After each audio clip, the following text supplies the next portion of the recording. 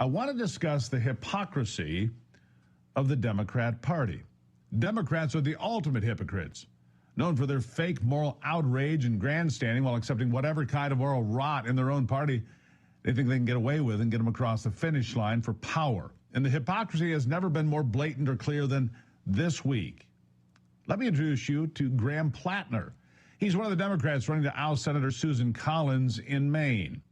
Graham has sold himself as your typical blue-collar worker, a former Marine and an oyster man who looks like he'd enjoy cracking open a cold one at your weekend bonfire. His internet activity, however, paints a more radical and divisive picture. On Reddit forums, he called himself a communist, embraced political violence, labeled all cops bastards, and broadly described real white people as racist and stupid. So not your typical blue-collar man, and definitely not a representation of the worst that the Democrat Party has to offer, because that's exactly what he is, the worst they have to offer. But that's not what he's making headlines for. No, it's something much more. It's for his tattoo, a skull and crossbones image displayed across his chest that represents the Nazi SS paramilitary group. This man has had a Nazi symbol the size of my fist on his chest for the last 18 years, claims he had no idea what it meant. So, of course, the Democrats kicked into the street, right? Of course, they screamed until they were blue in the face about the danger of flirting with fascism and Nazis, right? They said there's no room for Nazis in their party, right? Wrong. They're not even blinking an eye. They're defending Plattner to the death, just completely accepting his alleged confusion at face value. Bernie Sanders responded that, quote, "Hey, we all have some dark days in our past. Are you kidding me? Are you actually kidding me?" Let's compare Senator Chris Murphy, his response to Elon Musk, "My heart goes out to you" gesture, to his response to Plattner's open Nazi tattoo on his chest for 2 decades. Get a load of this. What you saw is what you think you saw. Elon Musk did the Heil Hitler salute. He did. And what you were talking about is maybe the most dangerous moment in modern American political history, whereas there is a sense of endorsement from Elon Musk and a sense of entitlement and immunity given to people who are contemplating acts of violence against politicians, but specifically Democrats. And so all of our lives got put in jeopardy by what Elon Musk did on Monday night and what Donald Trump did the next day with those pardons. He sounds like a human being to me, a human being who made mistakes, recognizes them, and is very open about it. But yeah, certainly, I'm looking forward to sitting down and talking to him about it. He's obviously, right now performing very well in the polls in Maine. He's talking a language that speaks to a lot of middle-class voters, a lot of Trump voters that, frankly, are looking for Democrats that understand working-class concerns. And I'm looking forward to hearing from him. Just so we're clear, so we got the quote exactly right. When Elon did this, it was the most dangerous moment in modern American history. But a guy has an actual SS tattoo, a Democrat, on his chest, as big as my fist, for almost 2 decades. And that's just fine. I'm speechless. Utterly speechless. How do these people sleep at night, knowing that they are willing to sell out just about anything or anyone for the sake of their political party and power?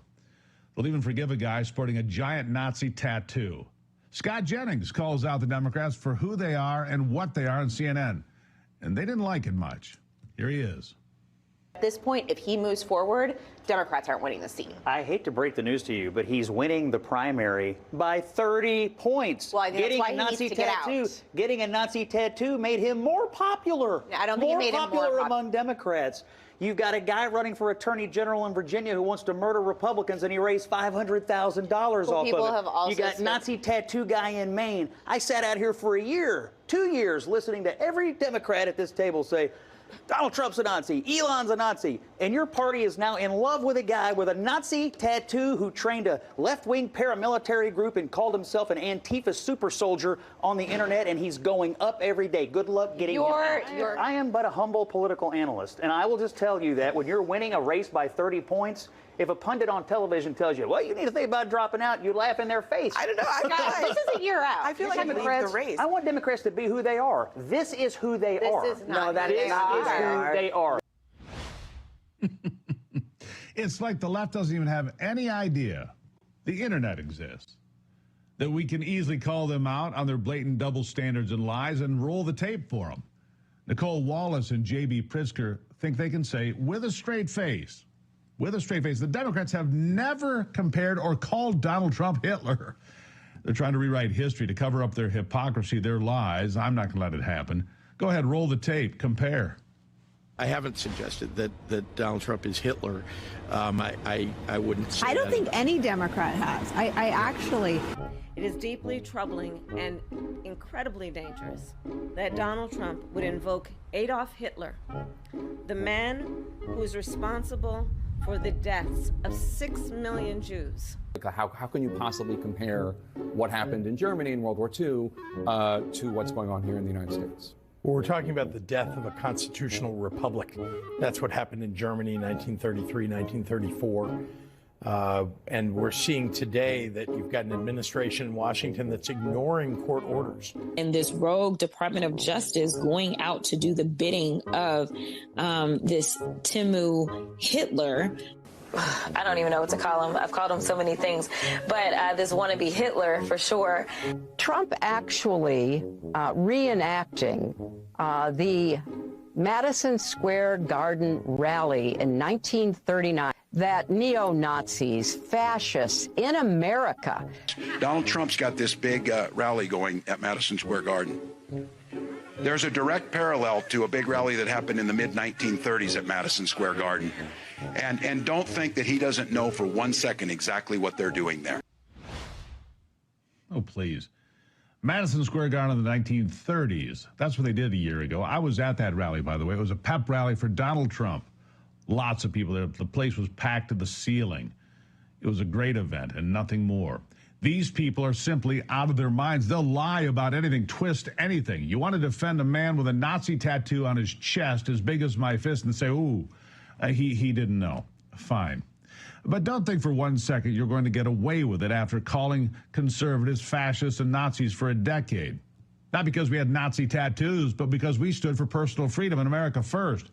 And because we're proud to be Bible-believing Christians, too. They will sow fear and division like it's their damn job, but when it comes to holding themselves or their party to the same standard, forget about it.